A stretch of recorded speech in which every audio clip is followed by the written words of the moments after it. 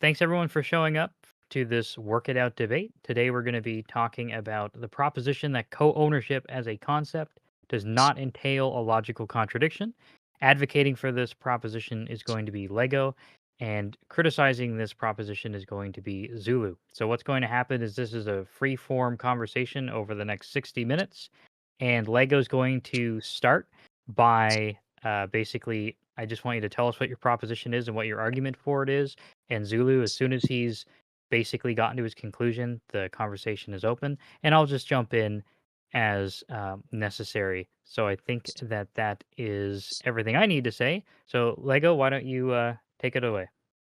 All right. So the proposition again is co-ownership as a concept does not entail a logical contradiction.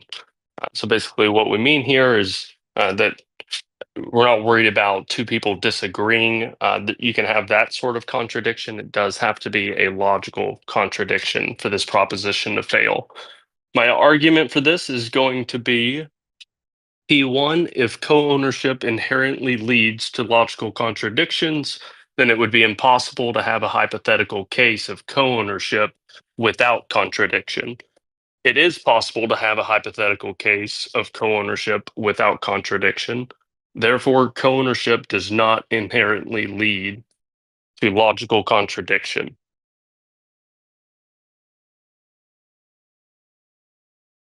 All right. We good to go?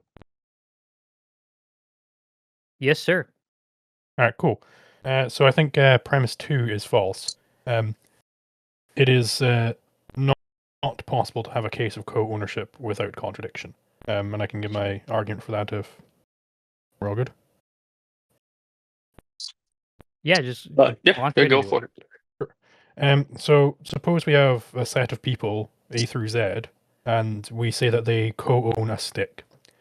And suppose A wants to use it to spearfish, and B doesn't want this to happen.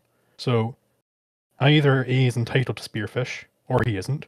And A owns the stick, if and only if A is entitled to spearfish. That's what it means to own, given our definition. B owns the stick, if and only if A is not entitled to spearfish. Again, just by the definition of ownership we have here.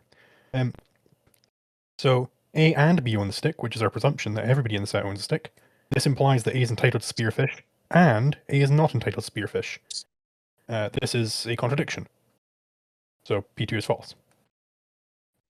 Well, no, because in the case of two people having co-ownership, they would just both have an entitlement.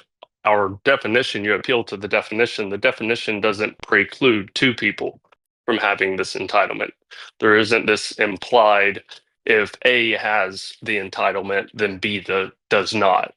So you're kind of baking that. I mean, I get why you're arguing it, but it's not part of the definition, so it doesn't make sense to appeal to the definition for that. Sure, so who gets to control how it's used? If they both have the entitlement to control how it's used, what happens? They would just follow some agreement. So long as they can come to an agreement that does not have, and we can look at P2 again, so long as it's possible to have a hypothetical case of co-ownership, so some sort of agreement without a contradiction, P2 is fine. Just because there's cases that you may come up with that would have a contradiction, that wouldn't be relevant. You would have to show that there can't ever be a case of co-ownership without contradiction. No, so I don't have to show that. There is literally 0 possible ways for people to agree how to use a thing. That's not what debate's about. It's about co-ownership as a concept does not entail a logical contradiction. So it has to also, co-ownership as the concept, has to also deal with the situations where A and B don't come to an agreement over whether spearfishing happens. So what happens then? In the case that you're giving, you're saying that you don't have two owners there. So that's not a case of co-ownership having a contradiction. That's a case of one owner disagreeing with a non-owner. So that's not applicable. No. I'm saying everybody in the set, A through Z, co-owns the stick. They all co-own it. A wants to use it to spearfish, B doesn't want that to happen. And they can't come to an agreement over it. So what happens? Does the spearfishing go forth or not? That would be dependent on the agreement they have as far as the Right, let's say co-ownership they don't have an goes. So agreement. they could have a clause. So they could have a clause in their agreement that says, maybe A can use the sphere on Mondays and B can use it on Wednesdays. And then we'll say C can use it on Thursdays. So you could have 7 people co-owning this sphere, and they're each entitled to use it one day of the week. There's no contradiction there, right? Okay, so do you think that for any co-ownership arrangement, do they require such clauses, which we can get into further later? Right now, do you think that they require such clauses for every possible conflict that could ever happen? Well, you didn't they know answer my ahead of time. question. So P2 only requires that I be able to give an example of co-ownership that doesn't have a contradiction. If I'm able to do that, then P2 is true.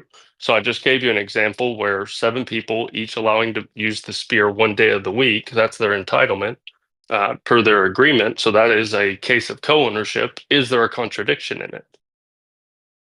Right. So, given the so if you think it's just, oh well, I can come up with one scenario where we don't have this contradiction, then your argument does not actually establish the point of contention, the proposition, because the proposition is asking about whether the concept of co-ownership, whether that entails a logical contradiction. So, it is possible, potentially. Let's see if it's possible. Can you have a co-ownership arrangement? What would that look like? So I'm asking.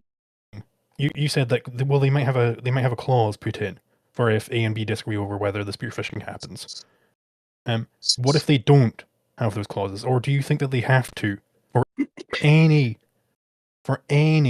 co-ownership arrangement? Do you think that they would have to beforehand make such a clause for every possible conflict that could ever happen?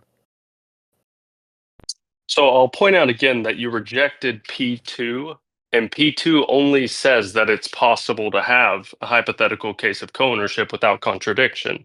I'm giving you an example, a hypothetical example of co-ownership without contradiction. I've asked you multiple times what the contradiction would be there, and rather than answer, you wait, I'm still talking. I'm still talking. So instead of answering and giving me the contradiction, you're kind of pivoting to, well, that's not the prompt, that's not the proposition. It's like, well, yeah, but it's the premise of my argument that results in the conclusion being true, my position being true. I give you a syllogism for it. So, right, so this is what I'm trying do to you get accept at. P2 now? Hold on. Well, no, I just want to know, do you accept P2? Jesus Because Christ, I gave shut you a up for a hypothetical second. that shows it. I don't have to shut up, buddy. This is not your show. I gave you an argument. You rejected P2. This Are you is now what I'm accepting trying P2? to get to. Let me finish. Is that I think there is as you interrupt me and you tell me to let you finish. Okay. I don't have to shut up, buddy. If you're going to interrupt me, I'm going to interrupt you. Okay. Let's just add a little structure here. Let's start with Zulu. Please go ahead, Zulu. Yes. So I think in this hypothetical scenario, whatever hypothetical scenario you have of co-ownership, even the one where they have this clause, I think there still is a contradiction. And that's what I'm trying to get to. Do they have such clauses for everything? I'm just trying to map out what this looks like, because I have a further... maybe he does come up with that there's clauses for everything. Okay, then that's still going to be... I think that's impossible to have clauses for everything. And furthermore, I have a further objection to clauses as such in this way of building up property rights.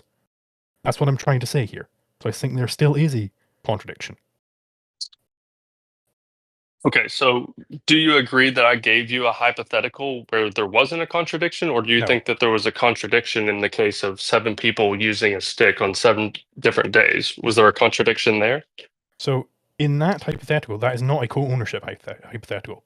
That is person A trades to person B, trades to person C, trades to person D, right? And so on and so forth. That is not co-ownership. That is a contract of individual ownership on each of the individual days.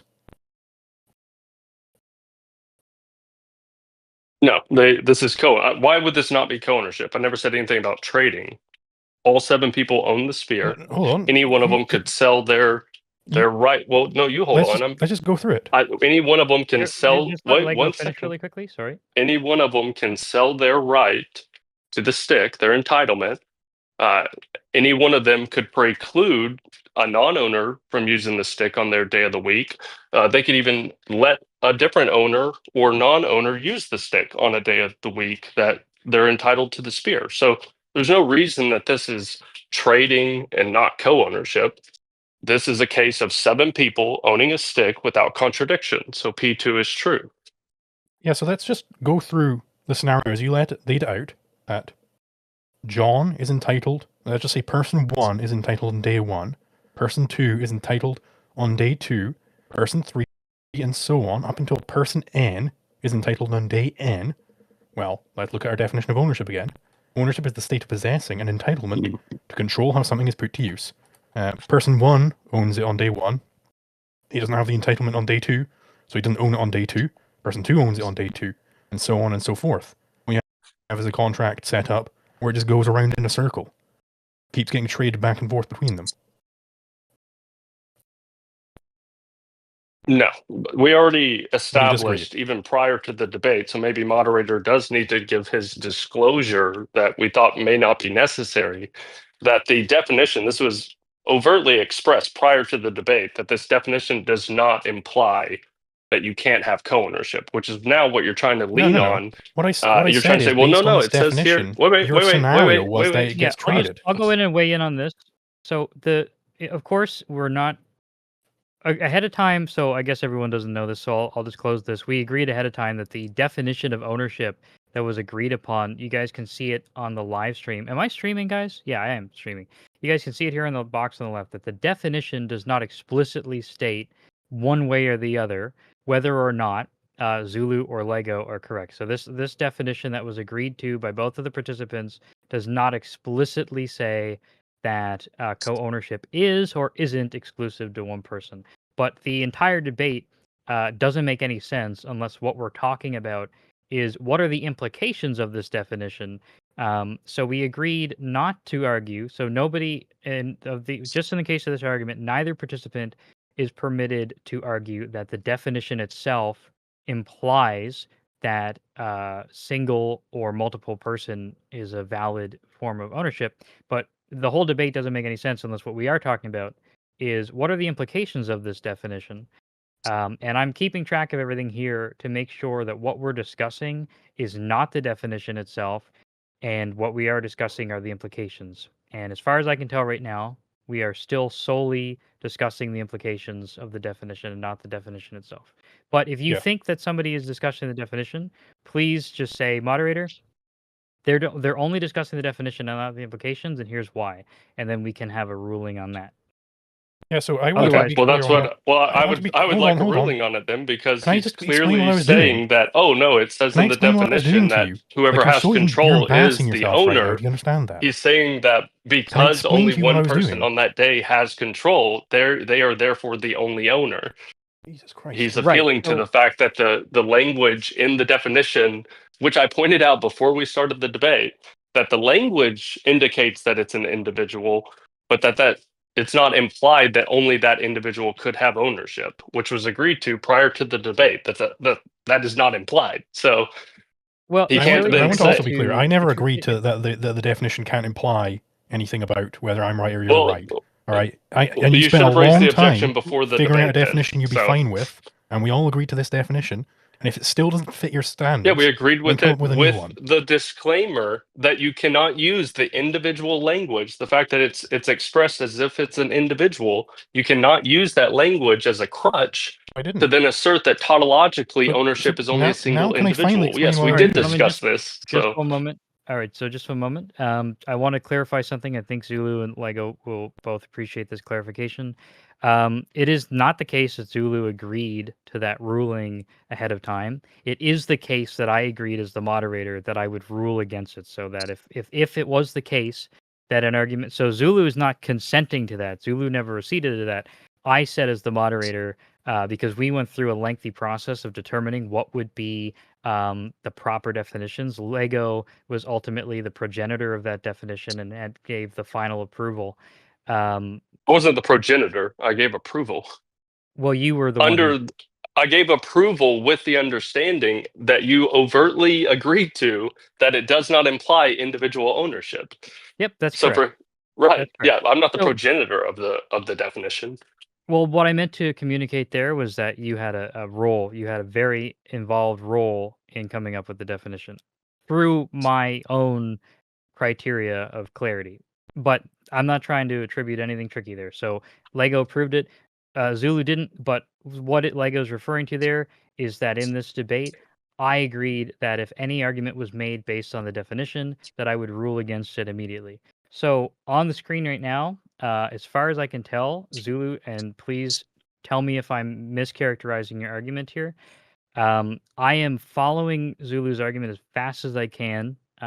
Obviously, it's difficult to transcribe at real time, but I am seeing that an argument is being made from the implications of the definition.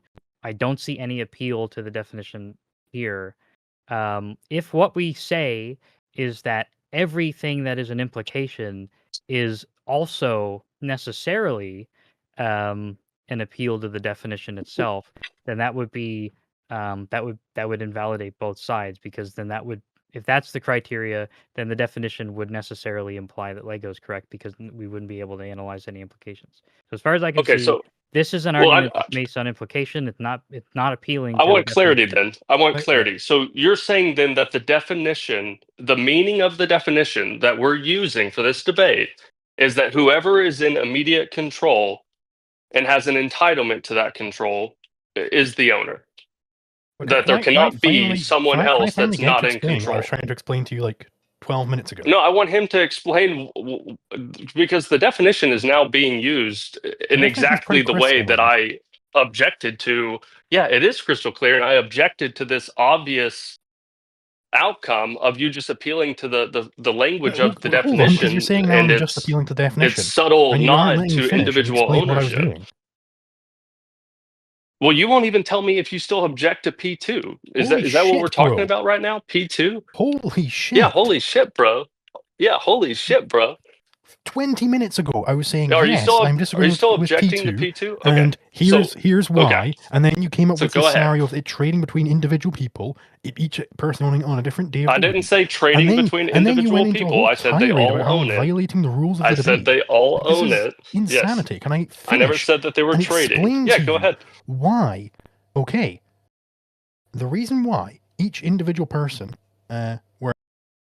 where it goes, okay, A is entitled on day A, B is entitled on day B, so on and so forth, that you are not describing there co-ownership. What is co about this ownership? There's nothing co about this ownership, because on day one, it's person one who has the entitlement to use it, which we define as ownership. Okay, so we know that person one owns it, but person two, he's not entitled to do anything with it, because based on the way you described the scenario, not based on the definition, based on the way you described your hypothetical, person two is only entitled to it on day two, not on day one. You don't get to do shit with it on day one. So how is this a co-ownership situation? It's not. Co-ownership Yeah, I would be say that it is A still and B, the case, but both are entitled to it on whatever time, right? Which then yeah, so we can do leads us by contradiction. we can well, no, there's no contradiction there actually, but I can easily give a different hypothetical of there being a pool where all 7 of these people are allowed to use the pool on all 7 days. And then they can have agreements such as, or clauses in their ownership agreement that say that you're not allowed to preclude other owners from use or substantially impede on their access to the pool. They can have clauses that result in mediation if there's a violation or a disagreement. So we can Do they have clauses for every we can easily possible have a conflict? hypothetical. Yeah, I think if you have a clause that covers mediation for clauses for disagreements every that are possible conflict, do unforeseen, they? then yeah, I literally just answered that, and then you just asked the same question. So Because I think it's yeah, ludicrous. in the case of the pool, in the case of the pool, we do have multiple owners having an entitlement to use at the same time. So therefore, we have co-ownership, right? That was your So That was your I want to objection with the know, spear, right? They're not using it at the same time. have you ever encountered a contract where it's infinity pages long and it's got a clause for every possible thing that could ever happen? What is the contradiction with having multiple people have entitlement to a pool at the same time? Well, that doesn't sound like an answer. Well, we're talking about P2. You say that it's not possible to have an Why do you agreement keep where there's running no back to contradiction. P2 the I'm second I giving find an you, issue with you?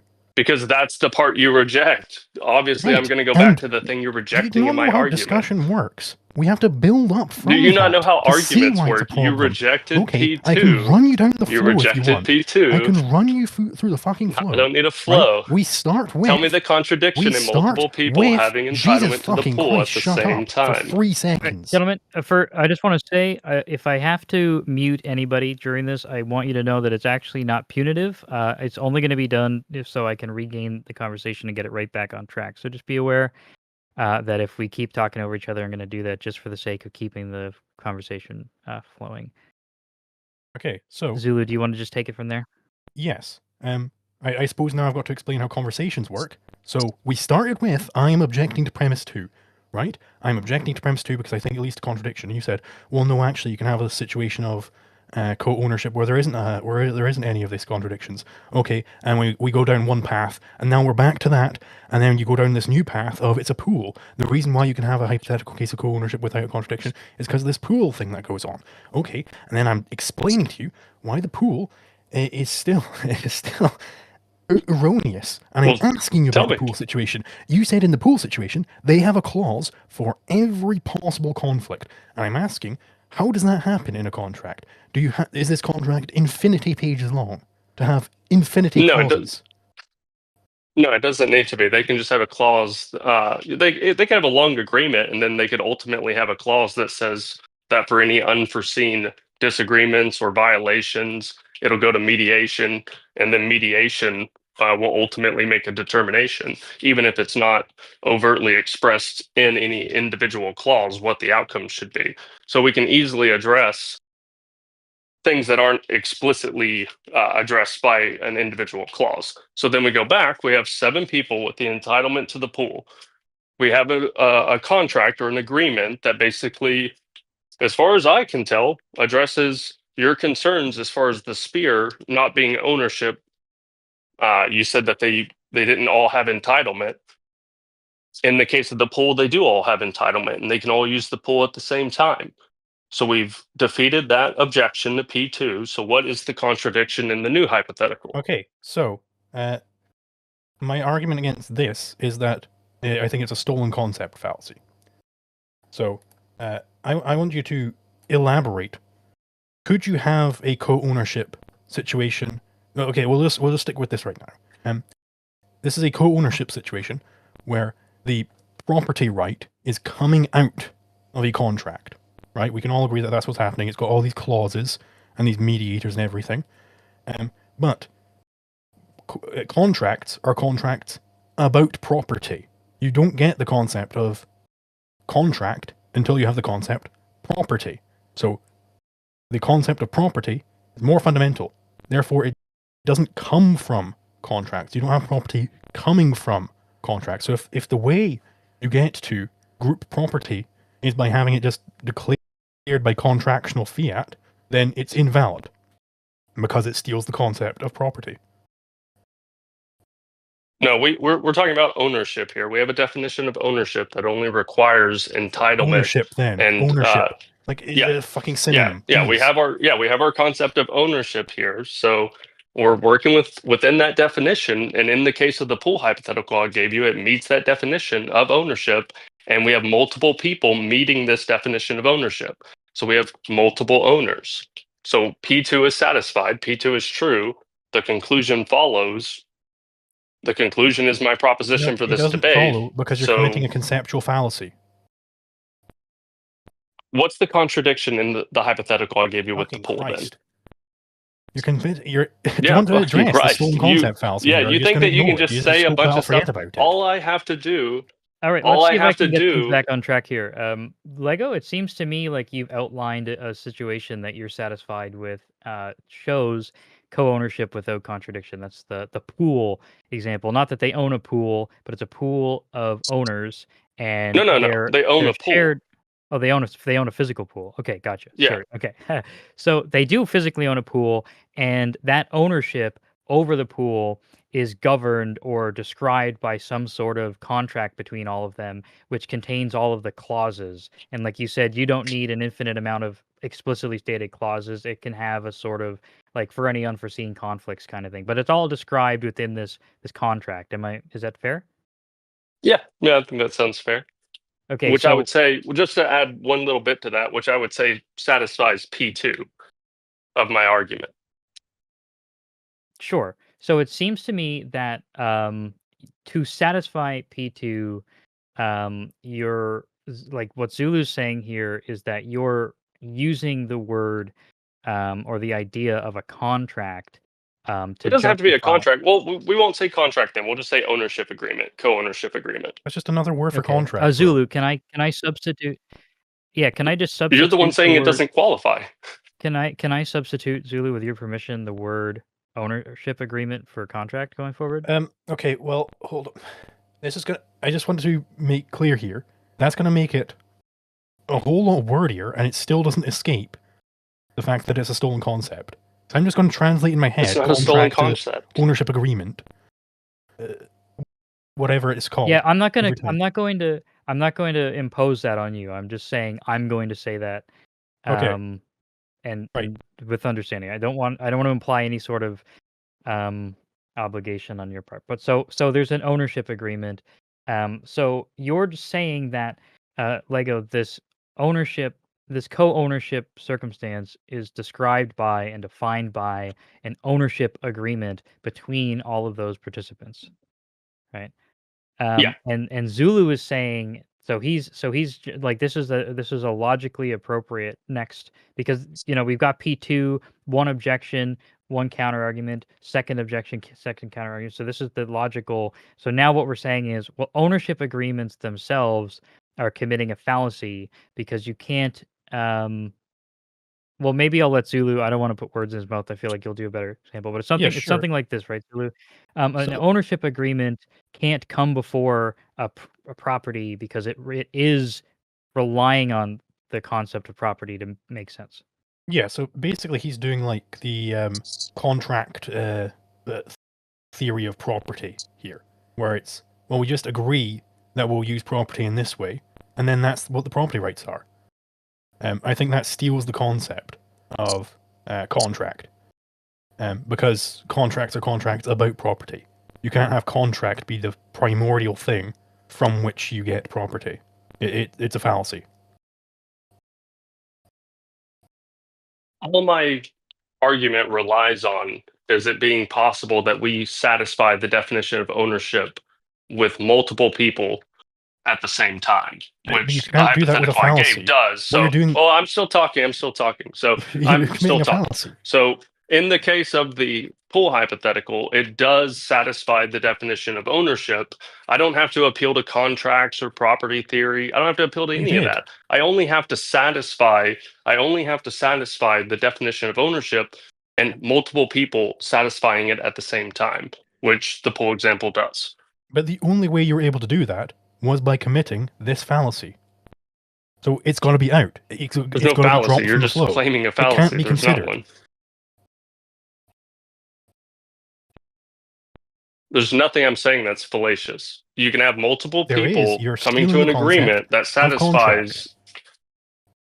I'm not even talking about contracts. I'm just talking about multiple people coming to an agreement where What do you more think than a one contract person is? satisfies the definition of ownership. Okay, Right, you're the one let- calling it a stolen concept. You're the one who's saying it's not a contract. But then whenever I call it something else, you go, "Oh no, that's I'm a saying contract." it is So a you're the one contract, contradicting and that you're yourself. stealing that concept. Okay, and that then stop saying contract it's a can't stolen come before concept. property. No, you don't get to call it. You don't get to demand that it's called a. Really quickly, muting, not punitive. I'm just trying to get control here. What I want to do, and I think this is going to be helpful for Lego. Zulu, I'm going to ask you to really quickly work with me over just the next 60 seconds. I want you to describe, and I'm going to visualize as you do this. I want you to make it clear to everybody what is happening. So I understand the stolen concept fallacy as you described it. You're going to tell me what you think the argument that Lego's making and where the exact inferences that's happening, where the inference isn't appropriate. Does that okay? So let's go with that. So straight from step one, Zulu, I've got you unmuted there. I'm gonna unmute you as well, Lego, just so I'm back in control of the conversation. Yeah, So that's fine. let's really quickly, Zulu, just from step one here, because as you can see in the descriptions here, I've got the points and there's the inferences. So what I want to find is where the inference breaks down. So let's just do it so everyone can benefit from this from step one. So I'm describing why I think Lego is committing stolen concept fallacy. Right. Okay. So I want you to not just don't describe the stolen concept Yeah, yeah, fallacy yeah. as a fallacy. like I'm going to go back to like Let's just- P2 I and want you build to up. tell me what. Yeah. Yeah. Okay. So his premise 2. And Lego, I know that he's probably going to say something that you disagree with about your argument. We'll let him finish, and then you can come in and you can attack the part that you think he gets wrong. Okay. Yeah, that's fine. Okay. Let's go, Zulu. Okay. So his premise 2 was that it is possible to have a hypothetical case of co-ownership without contradiction. And down this line of the flow in particular, it was that well, we could have some hypothetical scenario where there's a bunch of people owning a pool, and they just come to an agreement that they're going to own a pool, and they've got all these clauses put up that what they're going to do in specific situations, and the catch-all clause is going to be we'll go to arbitration with whatever arbiter, right? Okay, so what I think this is doing, what I think the error with this is that it is the people just get together and they all just say, hey, let's just all agree that we'll all own this by this thing called a contract. Now, that is stealing the concept of contract, because contract are contracts about property. We need to first have our property theory before we can know whether this is even a valid thing. And his property theory is attempting to be based upon the concept of contract. That's a stolen concept. Okay, so property theory is a necessary prerequisite for what? Or contract theory. Because contracts are about property. Yeah. So, and just to make this clear, we can say an ownership agreement theory as well, right? Like, so that's what Yeah. we're talking about here. So Zulu's contending, if I'm understanding correctly, that you cannot put forward a theory of contracts without first having a theory of property in place. Is that fair to say? Yeah. Okay. And so, maybe so you can I jump just in want there, to like be clear, like and the help me. upside Oh, of this. sorry, keep going. Yeah. So like the upside of this would be that he would have to have some sort of primordial case of co-ownership, whatever that would end up being, where it's not, well, we'll just have co-ownership because we all came together and agreed on it. It would have to be like somehow in nature. How do we get here from first principles? Like we can't just appeal to contract.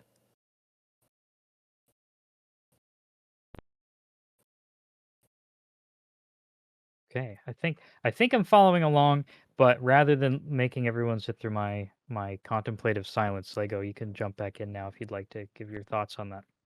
Yeah, I would just point out that I'm perfectly fine with leaving out Zulu's concept of contracts. I don't need to appeal to his concept of contracts and then deny it, or his theory of property and then deny it. All I actually need to do is give a hypothetical that satisfies the agreed upon definition of ownership, which we have here on the screen. So long as they have this entitlement, they qualify as an owner. Well, I'm giving a hypothetical that has people who have come to an agreement, regardless of whether we call it a contract. I'm not appealing to his concept of contract. I'm just giving a hypothetical which satisfies P2, where multiple people have come to an agreement that gives them the entitlement that qualifies as ownership. So he can't call it a stolen concept fallacy because I'm not appealing to his concept. I actually probably reject his concept outright. I'm not appealing to it at all. Now, maybe there's some similarities, but it's neither here nor there. The only thing I need to do for P2 to be satisfied is give a hypothetical where multiple people have satisfied our definition of ownership. And that has been done. Yeah, so I'm not worried whether you call it a contract or whether you're using my concept of contract or whatever. I'm worried that you still are using the concept of a contract, but that is the root of your property theory. You're trying to derive property from contract. I don't care what you call it. No, I'm just pointing out that the people all satisfy our definition of ownership. We have multiple people satisfying that definition through agreement. Therefore, we have a co-ownership agreement that satisfies the definition. We But have the multiple only way you were owners, able to so do that P2 was is by committing satisfied. a conceptual fallacy. No, I didn't commit the fallacy. You're just Yes, you did. asserting that because you have no way to, I guess, address I'm my not argument. just asserting it. You haven't even No, I begun didn't. to address So the fact that this is a you stolen are. concept. It's not a stolen concept. Why not? Let me see if I can. I want to try to see if I've been able to. I want to see I've if already I pointed can. out why not. I'm Zulu, not is it appealing to fair your to say? concept and then rejecting it. So it's not a stolen concept. So this debate is fundamentally concerning the nature of ownership and property itself. And it sounds like Zulu's saying it, therefore, we cannot determine anything about the nature of ownership or property by appealing to some other concept which itself assumes something about the nature of ownership or property. Is that a succinct way of saying what fallacy you're pointing out here, Zulu? Yeah, that would be like the general case of it. And I think, in particular here, he is his shining light hypothetical, which is supposed to be the one which can satisfy our definition. That hypothetical is built on. Now, I'm not concerned about him plagiarizing my understanding of what contracts are, whatever. Right? I'm not concerned about any of that. Right? I'm concerned about the fact that it's all about, oh yes, let's just come together and agree that we'll all own this pool. That's the contract theory property. It isn't, oh well, they got out there and they homesteaded it and they did these specific things. It's nothing like that. It's nothing of the sort. It's not appealing to the nature of things. It's not even appealing to, like, the king said so or something, which would be slightly, more acceptable. This is just saying, well, we all just agreed. We all just came together and we all just agreed. That is the contract theory of property. That's what it is. And that is a stolen concept fallacy because contracts are contracts about property. I'm just going to point out that it's actually Zulu contradicting himself because he's demanding that we consider this a contract, but at the same time he wants to reject that it's a legitimate contract or a valid I'm contract. rejecting He that wants it's a to stolen consider it concept. fallacious. That's what I'm saying. Yeah, so Call it what you you're the fucking want. one Call it contradicting gloop. yourself. It doesn't You're the matter. one. I'm talking actually. I'm actually still talking. So you're the one contradicting yourself when you continue to insist that this is a contract, but that it's not a contract. I'm Oh, not God. contradicting myself. I'm not even calling it a contract at this point, and I'm not appealing to your concept of contract. So if you want to insist that it's a contract, that's fine. You can do that, but you can't then also call it a stolen concept fallacy whenever you're the one who's insisting that What do you it's want to call within it? the set of Ownership this agreement? concept. Okay, well you're Yeah, you're I'm stealing fine the with calling. fact I don't care you're what stealing we the call it. concept of I'm not ownership appealing to your agreement. concept. I'm not That's what appealing you're to your doing here. concept. Okay. No, no. A None stolen of your concept words, fallacy would require that I'm appealing to a sorcery is going to concept get that you I out of reject, this. which I'm not doing. So All right, I don't gentlemen, need I'm going to move sorcery. this along just because we've already discussed this. I don't think we're going to make any headway here. So I want to ask Zulu a question, and Lego, feel free to just jump in as soon as he's finished with answering the question. The question is it the case that the concept of an ownership agreement, and you're welcome to interpret that as the word contract. Is it the case that the concept of an ownership agreement inappropriately assumes something about the nature of property or ownership? And if you're going to give the affirmative answer, please tell me what that assumption is.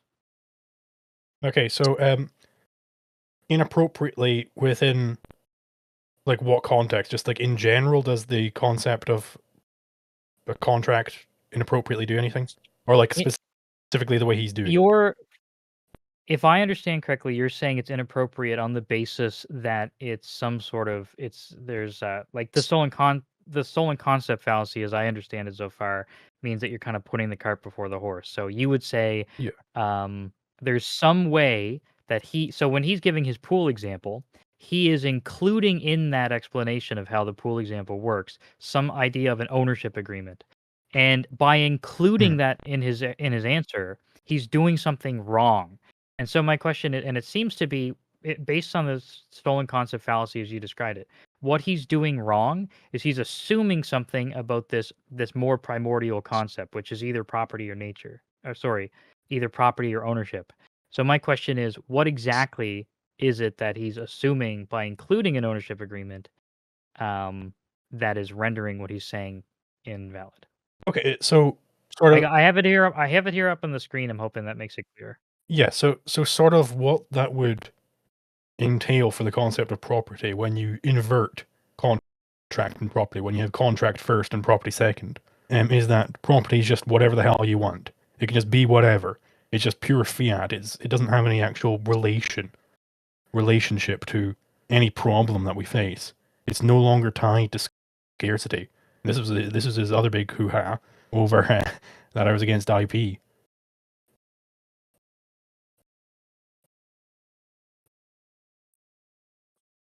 Sure. Do you think it's fair for me to say in that case that if somebody's not concerned with the definition being by fiat, that that's not necessarily a problem yet? Well, I mean, but then the whole debate's just nothing. It just evaporates. Like, who cares? We can just say whatever we want. We can just say, well, I own it, and no, I own it, and then, like, what are we even doing? Like, if we're not even appealing to the nature of things or Is it fair conflict or for me to anything. say, and this is me giving Lego an opportunity to jump back in here, but my question for you, Lego, is am I adequately characterizing your position as property is by fiat and that's not a problem, because the reason that property being fiat isn't a problem is because you're capable of providing examples of ownership that don't involve contradictions? No, my point is that our concept of ownership that we're working with is just that someone possesses this entitlement of control that qualifies as ownership. I'm giving a hypothetical where multiple people have an entitlement of control, therefore multiple people have ownership, which satisfies P2 of my argument. I don't need to go into property theory or anything. All that matters is whether or not we have multiple people with an entitlement of control, which they do. So we have co-ownership.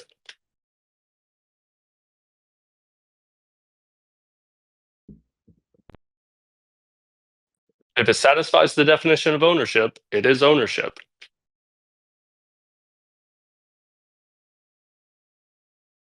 Okay, that's very interesting. I'll try to move, since we're getting to a little bit of a lull here. I'll try to move things on, if I may.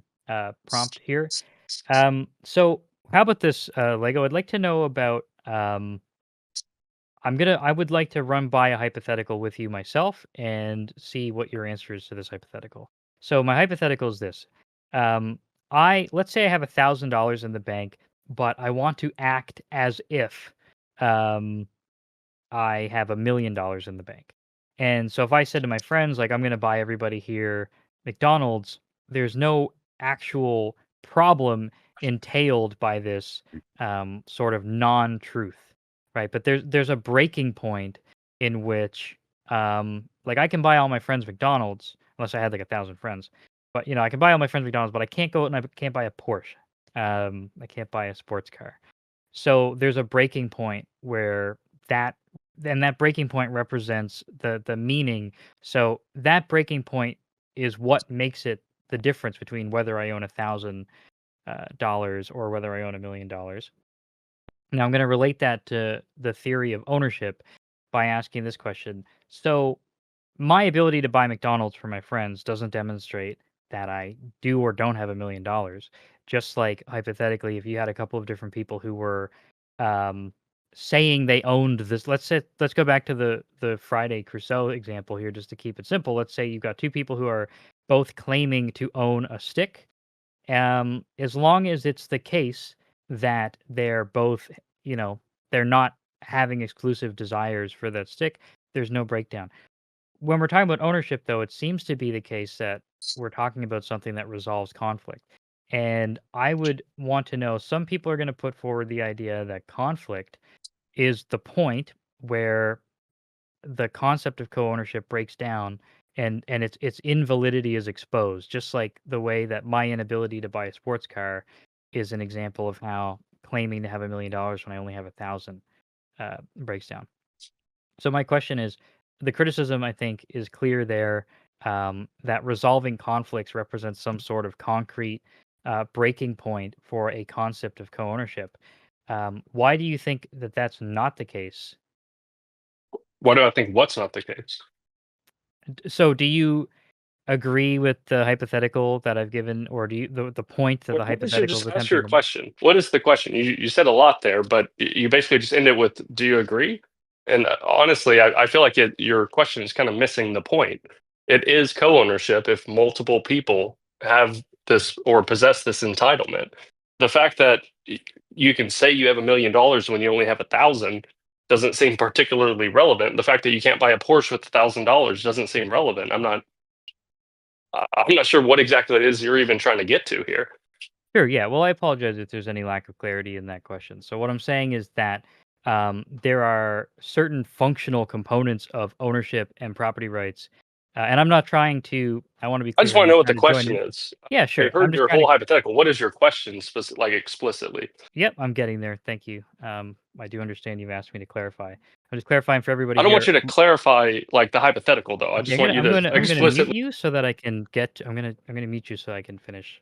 I'm just clarifying for everybody in the audience really quickly here. I'm only trying to prompt the participants here because we had a little lull. I'm not trying to join into the conversation.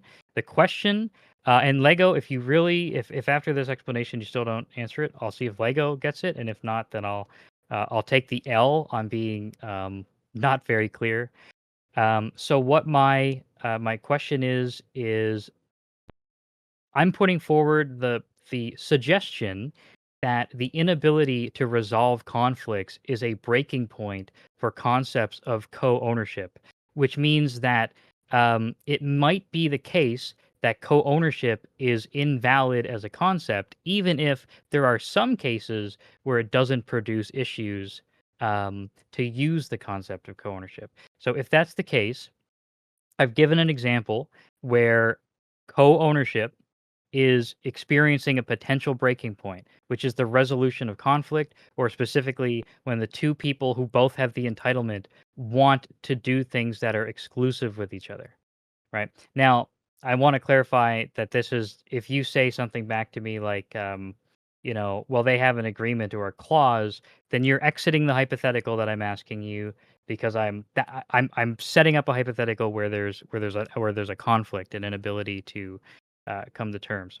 The question I'm asking is, we're discussing, we're exploring a potential breaking point, which is the inability to resolve conflict. Why do you think that hypothetical fails to show a worthwhile problem with co-ownership? And then now that I've made myself clear, Zulu, if you wish, when he responds, you can take it from there. I'm not going to I don't want to do a back and forth.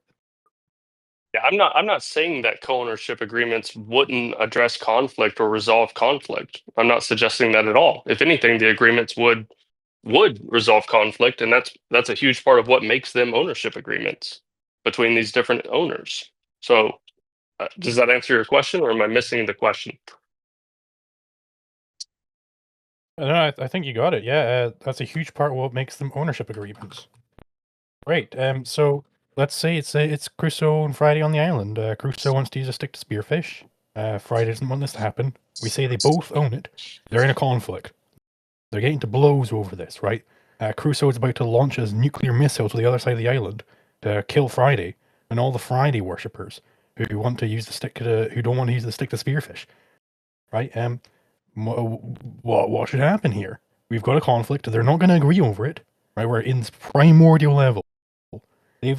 All they've done so far is just said, hey, Friday, let's both own the stick. Friday's like, yeah, sure, Crusoe, let's do that. Which isn't even properly primordial, by the way. I don't even know what that would mean. So this is just the most basic form of an agreed upon ownership, co-ownership agreement. What the fuck do they do? Yeah, it seems like you're just trying to give an example where someone is either violating the agreement. I You could almost imagine call it a that some breaking part of the point. agreement. Yeah, but you can have breaking points of this sort with any sort of agreement. It doesn't matter. No, The fact of the matter no, is you that we can can't. have co-ownership. The fact of the matter is that No, you the only fact get that it with we can have. when you I'm commit all still these talking. conceptual Actually, I'm fallacies. still That's when talking. you get I'm still these talking. I'm breaking actually still points. talking. Sorry, I'm Zulu, actually still talking. just let So. Lego finish. Sorry. Yeah, the point that I'm making is that we can have an agreement that does address conflict, that does give us clear winners in the conflict, and does give multiple people this entitlement that we've defined as ownership. So the fact that you could have a situation where someone violates an agreement, or that you could have a situation where someone shoots a nuke at somebody, that doesn't show any sort of inherent contradiction with co-ownership. Even if you gave a hypothetical where the agreement itself did have contradiction, that wouldn't satisfy P2. That wouldn't be enough for us to reject P2. I only need to be able to give a hypothetical where P2 is satisfied. As long as I can do at least one, there is no inherent contradiction to co-ownership, because we can have some cases where it works. So I would take us back to the pool. There, you can have conflict resolution here. You can even have it to where the owners, if someone who's not an owner comes and they say, "Well, I'm getting in the pool," or I'm going to fill the pool up with sand," whatever it is, those owners can say, "No, we're excluding you because we're the owners," and we have a clear resolution to who wins that conflict. Those co-owners win that conflict. And then if there's a disagreement among the co-owners, they can have agreements that address that, or clauses in the agreement that address that. And then for anything unforeseen, they would go to arbitration, as you said. So there's no reason that just because a conflict could happen, we would therefore reject co-ownership as a concept. Right. So to be clear, your solution to, well, what if the co-owners don't agree, which was the question posed by the moderator's hypothetical, is, well, they just will agree. It's the equivalent of, well, what if I tried to buy the Porsche after I acted on the concept that I have $1 million? And your response to that would be, you won't buy a Porsche. You won't try and buy the Porsche. Like, this is you're Yeah, you in wouldn't the have moderator's words, you're a exiting the co-ownership agreement in hypothetical. the case of y'all not agreeing.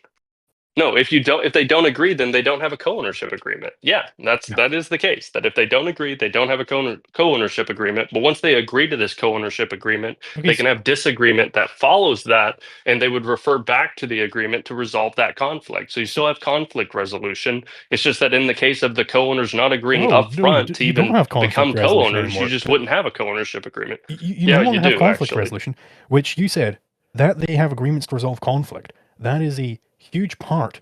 Conflicts is a huge part of what makes them ownership agreements. That's a quote from you. And your idea of an ownership agreement is that it ceases, it just stops existing the instant a conflict comes along. That's not an agreement to resolve conflicts. That's nothing to do with conflict. Like No, it only the works when there isn't co-ownership conflict, agreement which resolves just those conflicts. the No, the concept of co-ownership that Lego, agreement evaporates. Lego, just resolves those sorry, conflicts. Lego. Just let him finish right quick, please. Sorry. No, that's fine. Okay. I just He wanted to seems touch on finished. It doesn't the concept evaporate. It doesn't evaporate is just because there's disappearing a conflict. when you have this situation. No, it's not. There is no need of having this concept of ownership if the instant you get to a situation, this breaking point where, well, there's a conflict now, is, well, then they don't have an agreement. It's like, yeah, brilliant. And then we no longer have anything. Yeah, not what I said. Not what I said. I said that if they don't come to an agreement up front, then there won't be co-ownership. There won't be a co-ownership agreement if they don't come to an initial agreement to be co-owners. But once they have a co-ownership agreement, the agreement will clearly stipulate, okay, this is how we resolve conflict. So you still have conflict resolution in the agreement.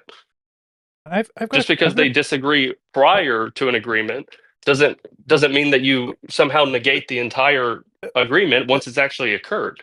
I've just a real quick question for you. Let's say they've followed all your rules. They've got a bunch of clauses, and they've said, "Yep, we're going to go to the highest arbiter in the land. Whoever the best arbiter in the world is, we're going to go to them." and then disaster strikes. Everybody but Crusoe and Friday in the whole world is dead. And now they got to figure out what happens with the stick. Does their ownership disappear now that they no longer have any arbiter to possibly go to? In the case of two people, would they still have? I mean, assuming that their ownership agreement. I'm trying to conceptualize what you're talking about. Okay, so we have a co-ownership agreement that requires that they go to arbitration in the case of disagreement, and then this is now impossible due to everybody else being dead. Yeah, it would sound like their ownership agreement is dissolved almost necessarily. Like you're just talking about two random people. Okay, so you think at that point being the last two people on Earth? Yeah, I don't know what let's- ownership means in that case. Okay, so let's. Well, I mean, ownership. It has a huge. That's a huge part of what makes them ownership agreements, referring to conflict avoidance. So they can still have conflict. So that's a huge part of what makes them ownership agreements, as we all know from Lego. The problem with this situation then is that what happens with the property? Does it just the stick still exists? Do they is it just back into nature? Do they just have like to do a mad dash towards it to see who can homestead it first? Why is it abandoned? Like what is abandonment on first principles on your view? Yeah, I mean, so this doesn't at all show that a contradiction is inherent to co-ownership. This, I mean, like this is basically entirely off topic. You're basically just saying that if everybody in the world died but two people, what would ownership mean? And that's not the point I'm making or addressing. What I'm talking about here is that we can get that we. I'm still talking actually. I'm still talking actually. I'm actually still talking. So I'm actually still talking. Yeah. So all I need to show is that we can have a hypothetical situation where you would have multiple owners without a contradiction. That satisfies P2. The fact that you can posit a hypothetical of everyone in the world dying, that doesn't do anything to address P2 at all. So I would have to kind of pull us back to my argument as the advocate here. Are you still trying to address P2? Because if so, I would say you've kind of wandered. You've lost the thread a little bit. Well, I was riffing. We were riffing there. Yeah, you're riffing into territory that has nothing to do with the debate. Actually, you're riffing about apocalypse. If we're going to have the moderator come in and stipulate that we can't have any just the definition includes anything, and I don't have to agree to that, fine, whatever. Then we can also have the moderator come in and bring up a hypothetical scenario for you to address, and have us riff on that to fill the dead air. So yeah, the moderator didn't bring up apocalypse. You're bringing that up. I didn't say you're doing anything untoward. I'm just pulling you back as the advocate. I have an argument here. You rejected P2, and now you're going down a line of dialogue that has nothing to do with P2. So I'm going to pull you back to my argument. Do you have any sort of way of addressing P2? Why it necessarily entails a contradiction? Well, I'm because sure I've given you a hypothetical that doesn't. I'm sure that Zulu feels that he has done that. Zulu, unless you are going in a new direction, I'd like to ask another hypothetical really quickly. It's very, very quick. Sure. Lego, if Crusoe and Friday say, hey, and this is the literal conversation they have. They say, hey, let's both own this stick because it could be useful to both of us. And they say, okay, sure. Are they now in a legitimate co-ownership arrangement with you, or is there some other criteria that they haven't yet satisfied? Do they both have some entitlement that satisfies the definition of ownership that we are working with? That felt like a question, and I was looking. It was a question. You're asking me if they're owners, and I'm asking you, well, you didn't really express in your hypothetical whether or not they both have this entitlement that would be the thing that determines whether they're owners or not. So okay, so I must have missed something in my hypothetical. I apologize for that. So let's say that these two individuals, I'll even simplify it further. We'll do A and B, okay? And they're on an island where at the beginning of this hypothetical, nobody has an entitlement to anything, and they both pop into existence. With obviously with language and stuff like that. And they look around the island and they say, "Hey B, hey A." They have name tags hypothetically. And they say, "Okay, well, we're going to need to survive here. This stick looks like it could be really useful to both of us. So let's both of us own this stick together for our mutual benefit." I feel like I'm being a little clearer there. So is this conversation that they've just had verbatim sufficient to establish some form of co-ownership, or is there some prerequisite that they still haven't satisfied? I mean, you're not really giving me any content to the ownership agreement, so I can't really say whether this is Gave like you a the whole legitimate case of conversation. ownership or not. So I gave you Well, the I would say verbatim. that. Then I So would I'm say gonna. no. Then I would say no. Then because Great. there's no content here that I would say qualifies this as ownership. It's just two people saying we own this. It sounds like. Perfect. Okay, now that's a perfectly coherent answer. So One my might even question is, say what that is a I'd stolen like to concept. move the conversation. Yeah, Sure. you'd be wrong. So But let's just really quickly, Lego. I want to ask then. Um, I want you to share some insight with me here. This verbatim conversation I've just offered you, and the circumstances of the conversation, they didn't satisfy for you that a co-ownership agreement was sufficiently established. So what is missing? What extra steps do they need to do to reach the state where they're in a co-ownership agreement? we would need content on like their control, the agreements they have on control in the case of co-ownership. I mean, just two people saying we own this. I mean that to me is nothing. Just saying we own this. Great. Okay. So if that's the case, are we talking about like there's some sort of objective criteria that you're appealing to? And I don't mean objective in the Randian objectivist sense. I just mean that there's some sort of concrete criteria that we can use to say whether or not a co-ownership agreement is. It's not a defeater. I'm just asking for. Sorry, I'm responding to a comment there. This isn't meant to be a defeater, and I'm not participating in the debate as a participant here. I'm trying to prompt the conversation. um, my question is there a concrete step that they can do that you can share with us that will cross the demarcation point between what was not sufficiently a co-ownership agreement? Or is it the case, because what I'm asking here is just for you to give us insight into the nature of co-ownership. I'm not making an argument for or against anything here. So is there concrete criteria that they have to meet that you can share with us? Or are you suggesting, and it could be a third thing too, but are you suggesting that it's going to be up to some sort of subjective interpretation about whether or not any given co-ownership agreement is valid? I don't even think this is particular to co-ownership. I would say this is just not ownership at all, much less co-ownership. I mean, it's just not ownership for two people to pop into existence and say, we own this. There's no content there that would make me think, okay, this is a substantial claim of ownership in any way. I would say at the very least, ownership would require some socially recognized entitlement to exclude non-owners, or at least some special privilege, such as we've indicated in the definition. There's no special privilege here, so I mean, it fails. I'm trying to stick with the definition that is apparently what we're supposed to be focused on, and what you're positing here does not satisfy that definition. So no, it wouldn't be ownership, just based off the stipulations of the debate on what qualifies as ownership. Can I just I feel like jump I into wasn't clear.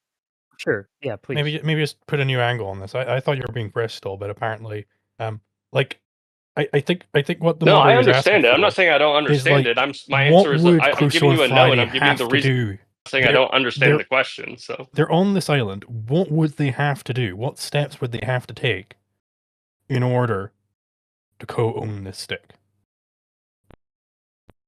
they would have to have some sort of special privilege per the definition that we're using for this debate, which it's been insisted, that's the definition. So we have a definition that's not met for ownership. Therefore, it's How not do they ownership. get this special privilege? How you would get a special privilege is irrelevant. Two random people on an island. What special privilege do these two people have? If you can articulate a special privilege they have, then yeah, would agree that it. But again, that's why I pointed out to moderator when he gives this hypothetical, you're not giving me enough content really to say, yes, this is ownership, because you need to articulate some special privilege these people have gained. That's So our just to be definition of clear, ownership. I'm not. My question, I must have been unclear, and I apologize about that. So I'm asking you for the purpose of insight to help everyone understand here. Again, this isn't an argument or a defeater. I'm asking you. I didn't suggest that, or the hypothetical I presented does not suggest that they have ownership or not. My question is: here's a hypothetical at face value. What do you think specifically they need to do to get to a valid co-ownership agreement if they're not already. And I'm not making. There's no other built-in. I can answer that. So, but great. Yeah, Perfect. I can answer that. We would need to be able to articulate some special privilege that they're both entitled to. Can you tell us a little bit more about what that means? I just want to make sure that we've got it all laid out. We would need to be able to articulate in what sense they have a special privilege that differentiates their ownership from a non-owner.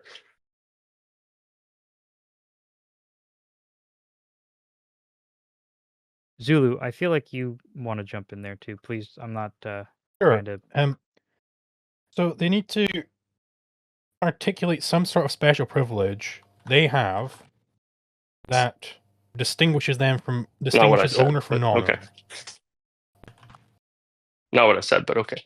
Please, Lego, please just give the definition again. I'm sorry.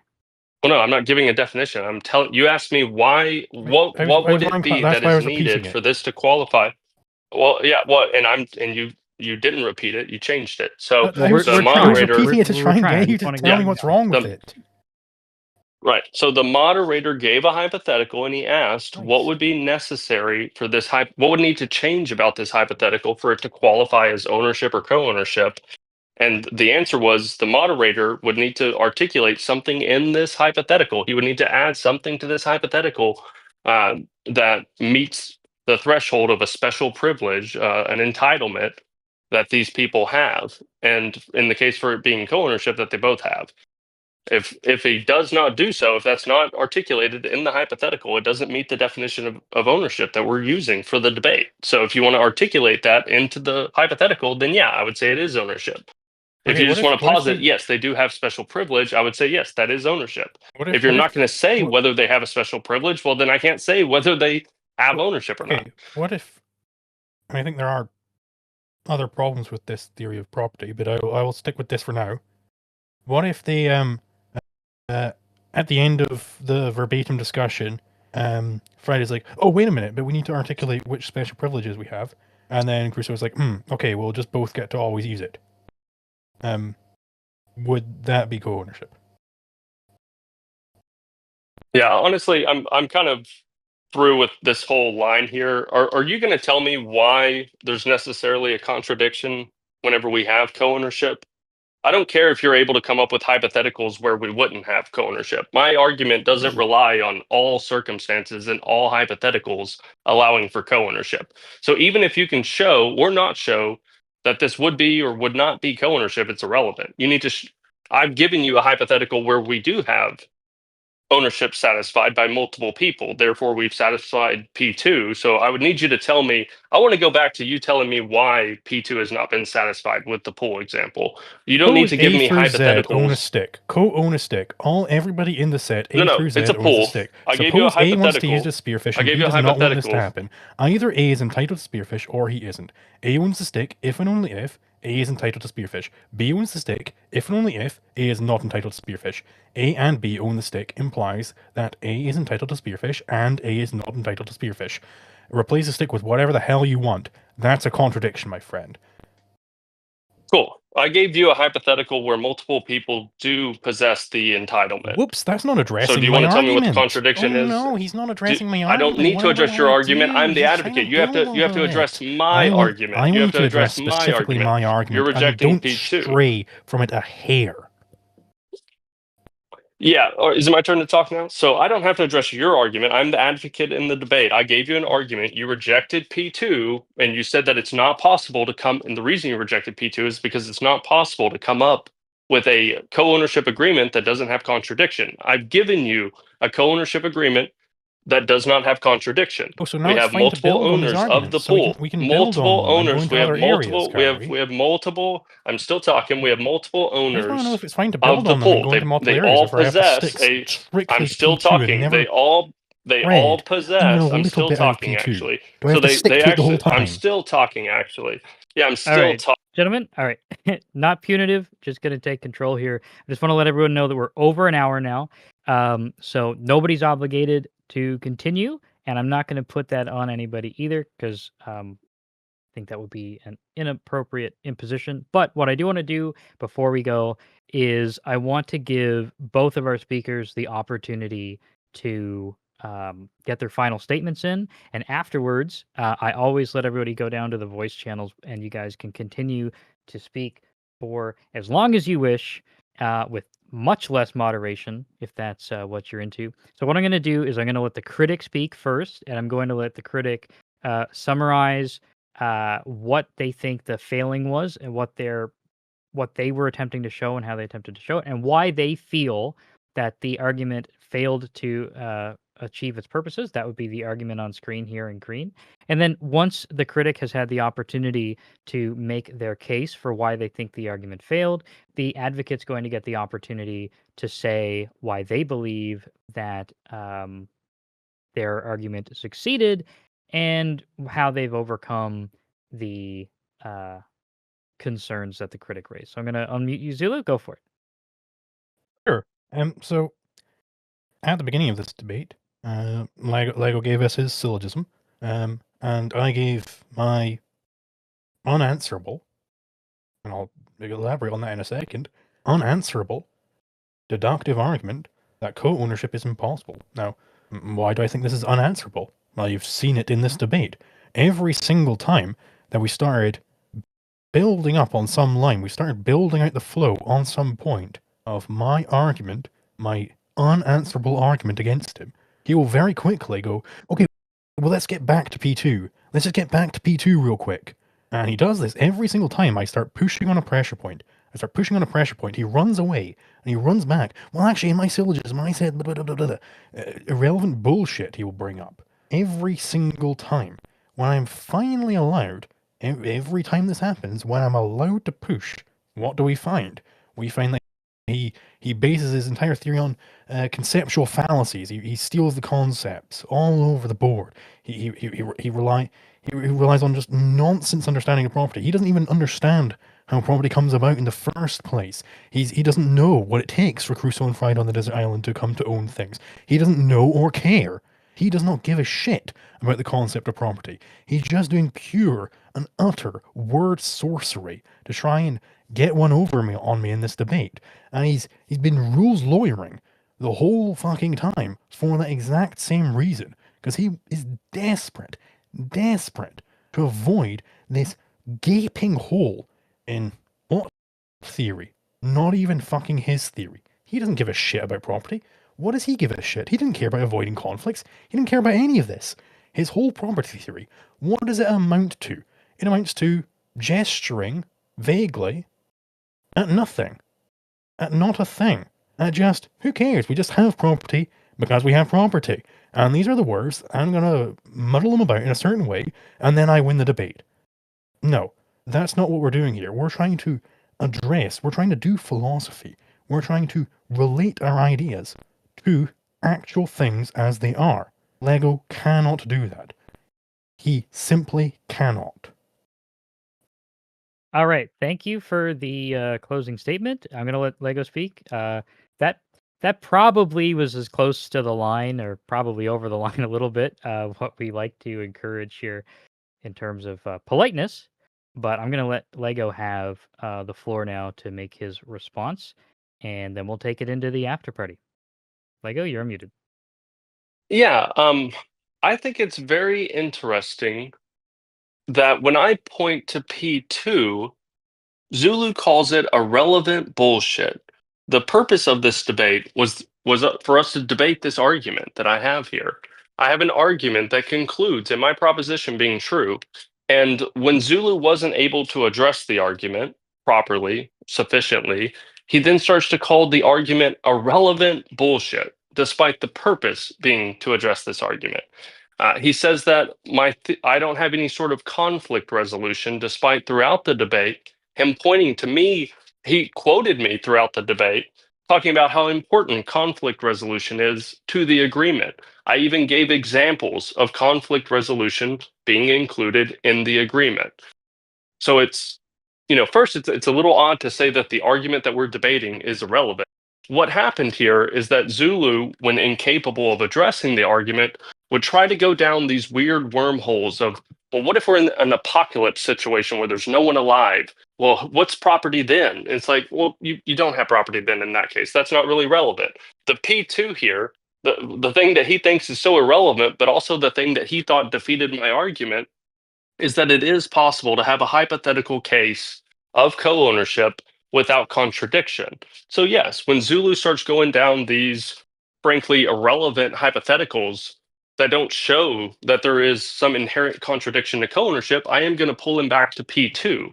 And I'm going to point out again the thing that he was never able to address. P2 only requires, you can obviously have many more, but it only requires that I be able to give one example of a hypothetical case of co-ownership without contradiction. That is all P2 requires. And when I gave one, Zulu almost accepted it as a legitimate case, but he always wanted to pivot to, well, I can give you a case where there is a contradiction. But P2 doesn't require that all cases of co-ownership be valid. It only requires that you be able to give one hypothetical where it's valid. And that would justify P2 being true. He didn't have any objections to P1, and the conclusion follows from P1 and P2. So I've satisfied P2 with the hypothetical that he refused to address of multiple people owning a pool, where our definition of ownership is just that they possess this entitlement. Multiple people possess the entitlement due to their agreement. They're able to resolve conflict. P2 is satisfied. We can reach my conclusion. So he can talk about word sorcery and stolen fallacies or stolen concept fallacies. It's really Zulu who's the one who's wanting to evade the argument, going so far as to call the argument we are debating irrelevant bullshit. Great. Well, I think that both of the closing statements were pretty. Lego, I really hope you were done. I assumed you were done there. It would look really bad on me if you weren't. But I'm pretty confident you were. I think both of those were very equivalent in terms of tone, so I'm comfortable with that for this time. I want to thank both of the participants. They were both great sports, and I was really grateful to hear both of what they had to say.